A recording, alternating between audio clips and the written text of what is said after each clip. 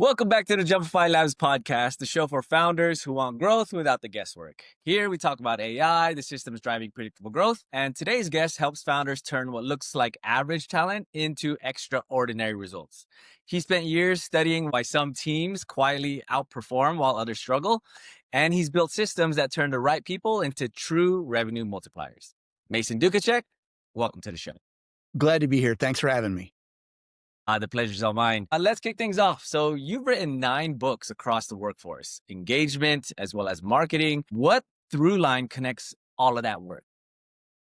Well, I think that my core business is employee selection, engagement, and retention, and the tools that make that possible. And for a long time, like most entrepreneurs, the old ways of sales and marketing stopped working and you've had to pivot multiple times. And all of the other books about the sales and marketing have come as a direct result of how did you shift and how did you pivot to get your core message out, just like most business owners deal with. And I'm no exception. I've dealt with them and I've had some good fortune in discovering some good mentors and a little bit of trial and error, but hopefully some of the things I've been able to write about in the books give people the ability to not trip over the same rocks that I tripped over originally and get to where they're going more quickly. Amazing. And what first pulled you into studying why some people and some teams outperform others? I worked for a national sales trainer and motivational speaker right out of college. And I saw companies throwing fortunes at problems through training. And I saw other companies who were hesitant to invest in training and developing their people because there was such high turnover. I literally sat across the desk from business owners that said to me, Mason, using my traditional methods, I've hired good employees. Using the exact same methods, I've hired people I wish I hadn't. And the only thing I've learned is that whatever I'm doing now, it doesn't work. It's hire and hope. And why would I invest all this money training these people when half of them aren't going to cut it and a good chunk of them are going to go to work for my competitors and the cream always rises to the top and I just don't know what that is. So I guess those are just the costs of doing business. And I was like, there's got to be a better way. And I saw an article in Personal Selling Power magazine back in the day that featured a study from Michigan State University's School of Business on predicting success in the workplace. And what it said was that pre-employment testing was the number one predictor of future success by a 3-to-1 margin over interviews, past experience, and education, which is what most folks rely on. And I said, well, that makes sense. So I started researching various skill, attitude, and personality-based assessment tools from industrial psychologists who developed this stuff. And I bought the rights and licenses to market the tools that I felt were the best in each of the categories. And I've been doing it ever since. So now it's no longer hire and hope. It's you can get insights into what a person brings to the job and how it matches that job and how they match the supervisor before you invest all this time, energy, and effort in someone who's not going to cut it. That's how that's do it. Yeah. And you've built Workforce Alchemy. And what makes Workforce Alchemy different from a traditional HR or a traditional hiring consulting firm? That's a very good question. I think our approach is very different in that I think a lot of companies, first of all, let me take a step back. There are significant profit leaks associated with employee selection and engagement that most CEOs don't even realize exist because it doesn't show up on the P&L. And HR managers are hesitant to bring things like that to their attention because everyone knows it's the messenger that gets shot. And if the folks in HR had the tools and they had the training on how to do these things, they would have solved these problems already. And they don't realize how big of a deal, like, I don't want to bore you with stats, but you start talking about the cost of employee turnover. Experts will tell you that it costs about 16% of their annual salary to replace an hourly employee. It costs about 21% of their annual salary to replace a professional level employee, supervisor, manager. Executives, those are 150 to 213% of their annual salary to replace them. So you do the math on that. You say, hey, someone that makes $40,000 a year, 16% of that, you're talking about $6,400 for every single hiring mistake. You start talking about, and that's just an inexpensive position, but you're like, oh, I lost $6,400 every time I mishired an hourly employee. I'm not even convinced employee selection is the biggest issue. I think the bigger issue is when you have the wrong person in the wrong seat and they actually stay, make everyone else as unproductive and miserable as they are. Surveys will say about, 16.5% of workers are actively hostile, not only disengaged, but hostile, disruptive, and want to cause damage to their employers. 16.5% of that. And then you start talking about disengaged. I'm talking about people that are sleepwalking through the day, doing enough not to get fired. That's about 52% of the working population. And that leaves you with 31.5% of the population that is actively engaged, looking for ways to contribute. So you start thinking about employees are cruising along at half speed. You give me a $40,000 a year employee, they're cruising along at half speed, you're losing 20 grand a year. You keep them on the staff 10 years, that's a $200,000 loss from one employee. The only thing worse than making a mistake is duplicating that. So long way of saying, what do we do differently? Jim Collins in his book, Good to Great, talked about the importance of getting the right people on the bus and into the right seats. He wrote that in 2001 or 2002. He was right then, and I still think he's right. Unfortunately, for all these readers that love his material, he didn't tell anyone how to do it. He didn't give them the tools. So the work that I do with companies is like, look, here's how you identify what the job requires, and here's how you identify what these people bring to the job, and here's how you match it. I want to know that they match the job, and I want to know that they also match the supervisor. That's level 2. First thing, when it comes to matching a person to their job, I want to know, does an applicant have the skills that are required? Can they do the job? Second level, I want to know what their attitude and values are. Some can have all the skill in the world, but if they're not reliable, they don't have a work ethic, they're not honest, they don't show up, that skill's of no value to me. So I want to know, will they do the job and why? And the third issue I want to know as far as matching a person to the job is their behavior. And that's how do they match the job? If the job's asking them to come to work every day and be something they're not, then it's not going to work out. They're going to leave, or they're going to stick around and make everyone else miserable. The second level issue is, how do they match their supervisor? You've heard this old saying, people don't quit the company, they quit their boss. And a lot of people, there's friction there and it's unnecessary, but employers don't always know what makes someone tick, from the supervisor and the team member, and they don't know how to navigate those difficult conversations that are very necessary. And because they're difficult, they don't do it. And then they wonder why engagement's low and people are turning over. So literally that's what we do. We go in and we help people identify who's on your bus, what do the seats look like, and how do you match them? Amazing. And I want to give you an opportunity to share some of the things that you've done. Can you share an example of a team or maybe an individual that you've helped to dramatically increase team or individual performance? Well, I give you dead on, like real estate. I was company owner. This was just a few months ago. Has 10 million-ish in annual payroll costs. Ask the question, what do you think the discretionary effort of your average employee is? And this is a good man, and it's a good company, family-run business, good people. And he looked at me and said, I think the discretionary effort of my average employee is about 60%. Yes, great, 60%.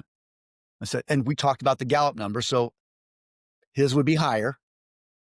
On the average, everything works out, his would be higher. And I said, so even with your estimate, that means you're paying $10 million a year for labor, but you're getting $6 million worth of work accomplished. I said, that sounds like about a $4 million a year profit leak to me. And he's like, you're right. I said, if someone was embezzling $4 million a year from you, how long would you wait to fix it? He's like, I'd fix it right now. I said, why haven't you? He's like, how do we do this? Interesting thing was, that's the owner of the company, and he's a leader. He leads by example. He sat in on a session I did with their frontline supervisors later that afternoon. So I did one for the executives and one for frontline supervisors in the afternoon. He sat in I asked the same question of his frontline supervisors. What do you believe the average discretionary effort is of your average employee? Guess what they said? It wasn't 60, 40. 30%, Wow. 40. You should Yeah. have seen his eye. So now he's looking at the people that work with his employees every day in the front line, saying these people are doing 35 to 40% of what they're capable of. He thought it was 60. So now a $4 million a year profit leak is a lot bigger than that. And they dove in and said, okay, what do we need to do to eliminate friction? I don't want friction between team leaders and team members. How do we do that? Hey, I want to make sure that the people we bring on board have a work ethic. They're reliable. They're honest. They're drug-free, that they've got the skills to do the job. And he knew good and well. He's like, I know it is no longer acceptable for me to accept levels of performance of people doing enough not to get fired. That's not the culture I want to have here. And he started from day one saying, we're doing things differently starting now. Yeah, that's a real eye-opening moment when you quantify the performance in the way you did. It makes it from like, 60%, whatever, humans are humans, to this is a $4 billion problem. And the thing is, it's the reason I think they miss is because it doesn't show up on a P&L. Yeah. Yeah, And absolutely. HR execs, they're overwhelmed with stuff anyway, with compliance issues and regulatory issues and whatnot. And even those that have the strategic ability and insights to address these issues, it's kind of hard for them to go to the boss or the owner and say, hey, we need to do something about this when the owner doesn't think it's an issue. Yeah. It is an issue. I mean, one of the things in our and people can access this for free, but if you go to workforcealchemy.com, we have what we call a human capital calculator, where companies, if they've got the guts to do it, can plug in their own data, and it will tell them exactly how much turnover is costing their business. It'll tell them exactly what employee engagement issues are costing their business, and there's no charge for that. They can do that without contacting anybody, and they don't have to enter their email or anything. I can literally just use it. And Mason, so I'm thinking about, okay, you can always have a bad hire, someone that looks good on the front, and then they have good performance when they first start because they're excited, and then it starts to fizzle out. That's one issue. But then also the issue on the back end is, of course, how do you prevent it from fizzling out, or how do you prevent the bad hire in the first place? Which of the two are more important? That's like, which of your babies do you love the most? I mean, they're both important, and they're not mutually exclusive choices. And if there's anything I can communicate, I've been doing this for over 30 years, and I worked with huge corporations as well as family businesses, countless. And the one big mistake so many of them make is like, oh, that's just the cost of doing business. Well, that's just the way it is.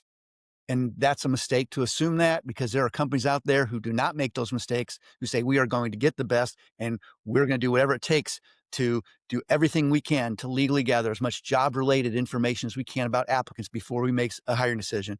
And we're going to give everyone else our leftovers. We get first-round picks of every single applicant that comes through the door. And they understand the value of that.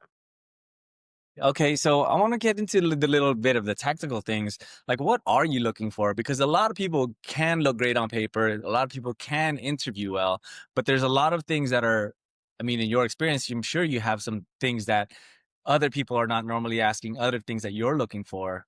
What's some of that hidden sauce that we all should be looking for when we're I'll expanding our be happy to teams? do that. So a couple things. As I mentioned earlier, when you're comparing an individual to the job, there's three things I look for: skill, can they do it? Attitude and values, which will be, will they do the job and why? And the third is behavior. So what do I mean by basic skills? I want to know that someone has basic skills. Can they do problem solving, math, vocabulary, and spelling? Because if I go into your company and I deal with someone who doesn't have basic skills, I don't say, what's the matter with this one employee who doesn't have basic skill, who can't add, who can't write, can't solve problems. I don't say, what's the matter with this individual? I say, what's the matter with this company? Because to me, that person is the company. So basics, at the very level, basic skills. Second level, when it comes to attitude and values, I want honest, reliable, drug-free employees with a work ethic. Are they going to show up? Are they going to work hard? Are they going to steal from me? Are they going to fake injuries? Mm-hmm. Tony Robbins tells a story about this guy standing on the shores of a river, and he looks up and he sees this person getting washed down the stream in the current, hollering for help. So he dives in, he makes a daring rescue, pulls a drowning victim to safety, tends to his wounds, lies on the beach exhausted, lifts his head, he sees two more people coming downstream hollering for help. He dives in, he makes two more daring rescues, pulls both of them to shore, lies on the beach completely exhausted, lifts his head, he sees four more people coming down the stream hollering for help. The moral of the story is, had he just taken the time to walk a short distance upriver, he could have found out who the one person was throwing all these people in the river in the first place, and saved all his time and energy dealing with one single cause upriver as opposed to the many effects downriver. And when you something like work ethic, reliability, when like, oh, we've got problems with overtime costs. Why? Because people aren't giving full effort. They're not showing up. They're not showing up on time. So we're having to pay extra money to extra people to stay longer. We got problems with employee theft.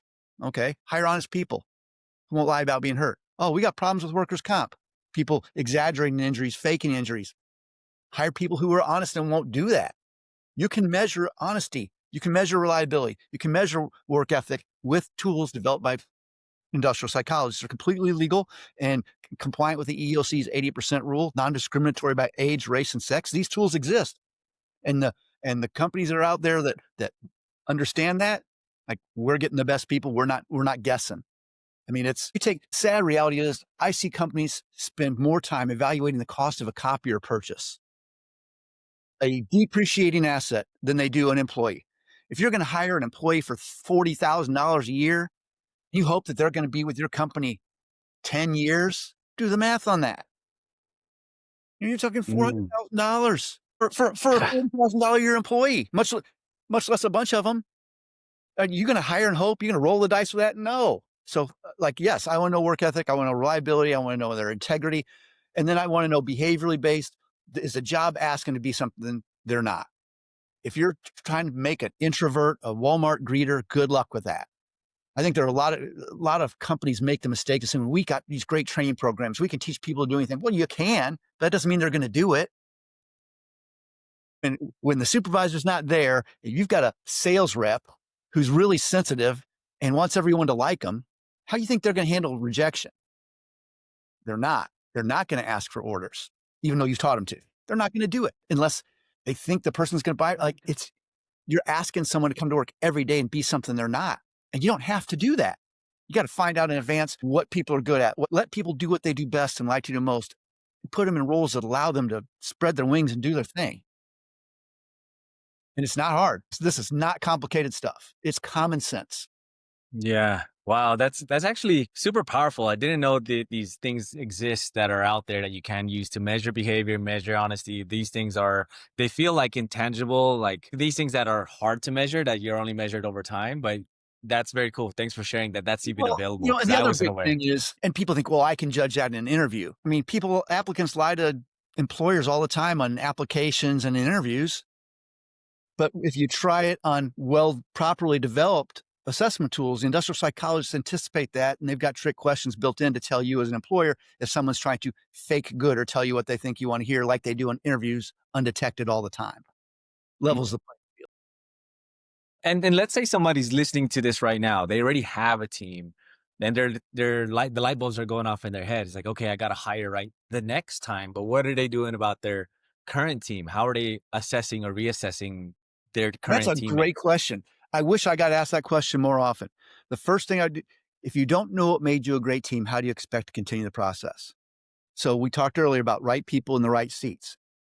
I would go into let's say company X, and we would assess their top performers. Let's just talk about the behavioral assessment. How organized are they? How sensitive are they? How assertive are they? How competitive are they? Blah, blah, blah. Some key traits. And we would reverse engineer to find out exactly what the profile of their top performer is. Then what you do is you take a look at all of the other employees who are already on staff and already in those positions. You look at where the gaps are.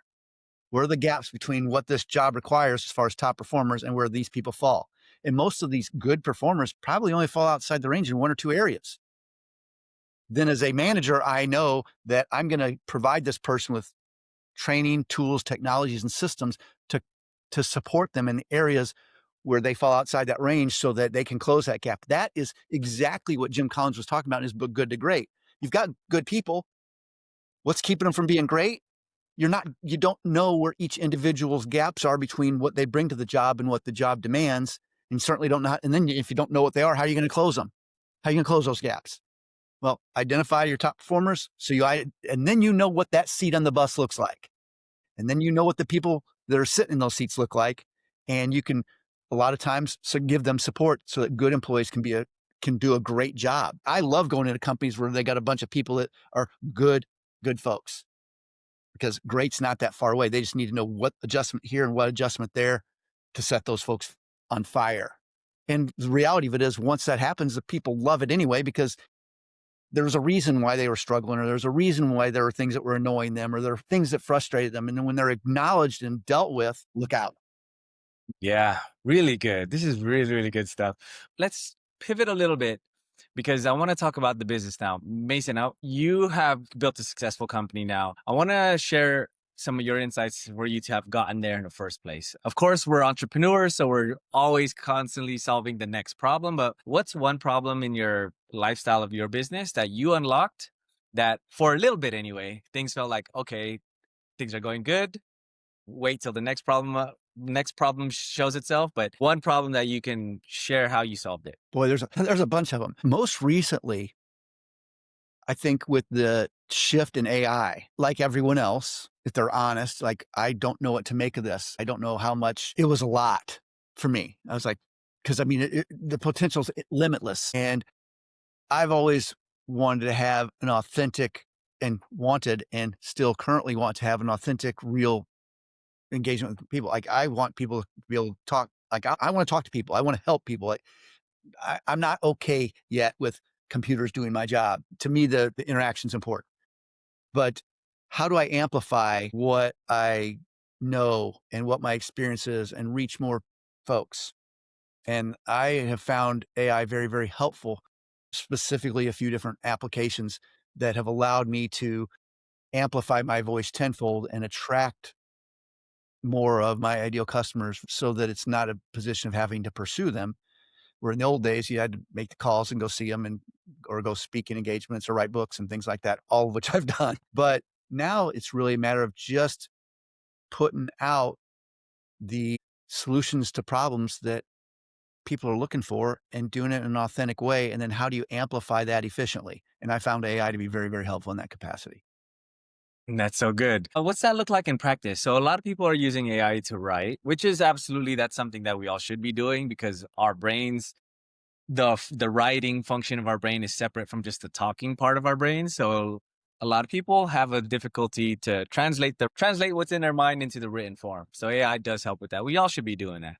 What else are you using with that? I know that's one of the givens, but sounds like you have some really cool things going on. So that's a fair question.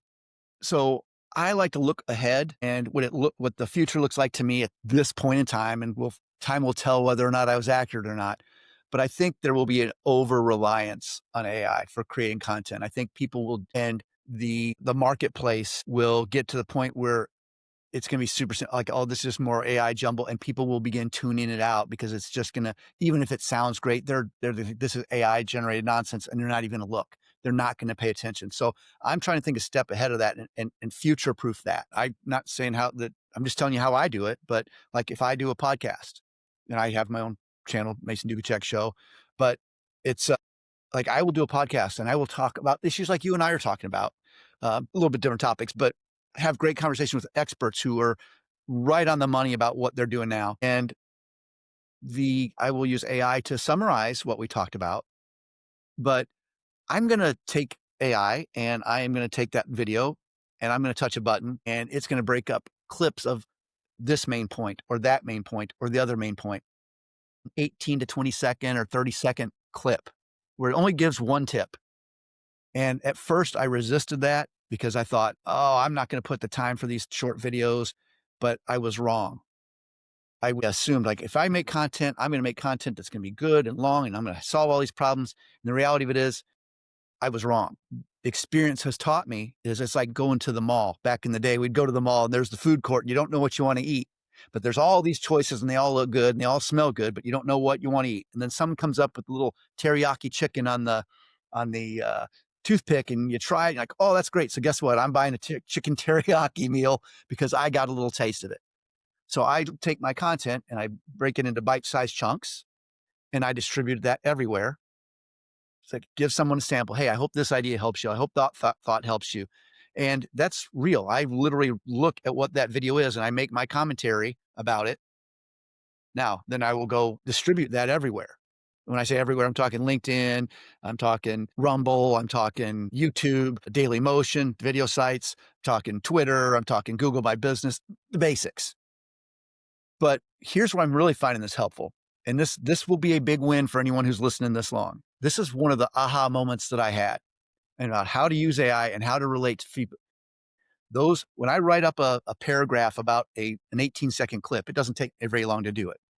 But here's the gem of today. I will go into ChatGPT and I'll say 10 different variations of what I just wrote in this paragraph describing this video clip for an audience comprised of CEOs and business owners. And then I will take that video that is me talking with someone else, like it's real, it's not AI, it's a real conversation, real people doing real things. And then I will have 10 different descriptions of that specifically tailored to CEOs and business owners. And then I have groups that I'm a member of in LinkedIn, and I can post that in each of the groups. Then if I might take a look at this and say, hey, give me 5 different variations for VPs of HR and human resource managers.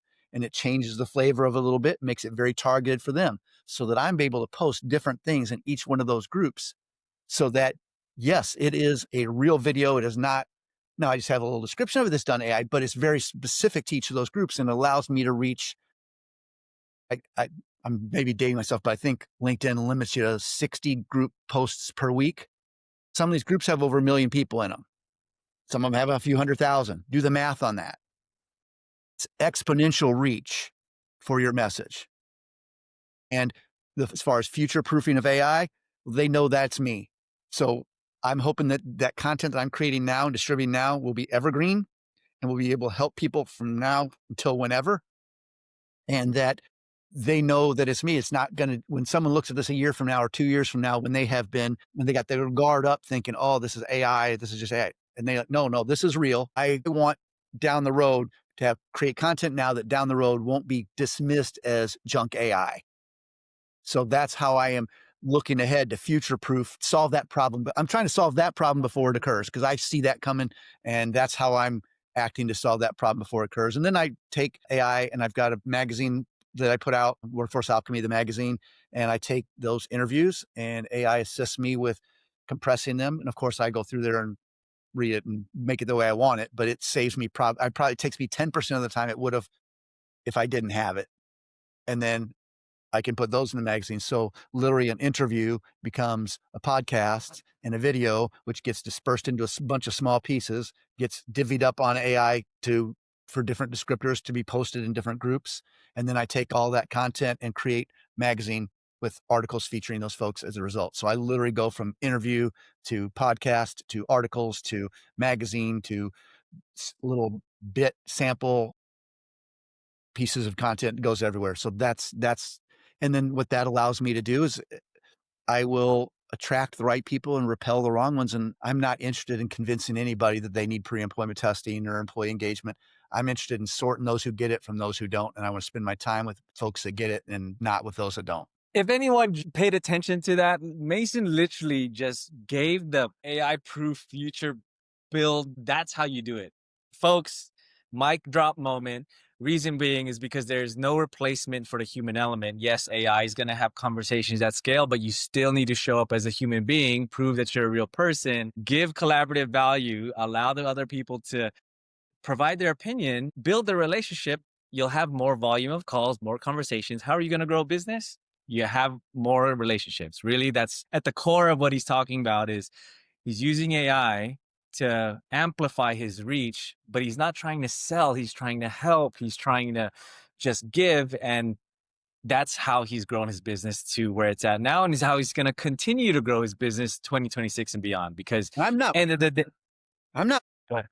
I'm not positive, but I think the whole reason we're even having this conversation is you probably stumbled across some of my content that I put out in one of those manners. And that's why we're even having this conversation. This opportunity exists for me and my company that wouldn't otherwise. Absolutely correct. Yes, you're putting out content out there. You come up way easier as far as our search criteria to invite people and other founders on to Jumpify Labs. So again, I am just blown away at how simplified you made that playbook sound. And again, if you're listening, re-listen to that part because it is genuinely a mic drop moment. Mason, I want to give you the opportunity. Where can people find you if they want to find out more about what you're doing at Workforce Alchemy? Well, because I take pride in the fact that I do put myself everywhere, type Mason Duchatschek into Google. Mason, first name, last name's Duchatschek, Duchatschek. If you're looking for my books, they're all on Amazon. If you're looking for my business, that's workforcealchemy.com. If you're looking for my podcast, that's the Mason Duchatschek Show, and that's on all major podcast platforms. That's on Apple Podcasts, Spotify, Amazon Music, etc. And LinkedIn. I'm very active on LinkedIn. So those are the best ways to reach me. Mason, thank you so much for sharing all your insights with a really big headache for a lot of founders, which is hiring, finding the right team, growing that way, but also your growth playbook for using AI to actually grow your own company, to find clients that you can help with the workforce help. So if you like this conversation, please find Mason. He shared his credentials, but check it out for yourself. Do the Google search, see what comes up on the content, because the AI and all he's doing to show up on the SEO, which is the hardest, the part that takes the longest, that people often try to go to, but is one of the harder ways, unless you have a very, very unique name, title, framework, company name, etc. Find him, see what he's up to. And if you like more stories like this, be sure to tune into the Jumpify Labs podcast for more. My name is Jay. Thanks so much. Talk again soon.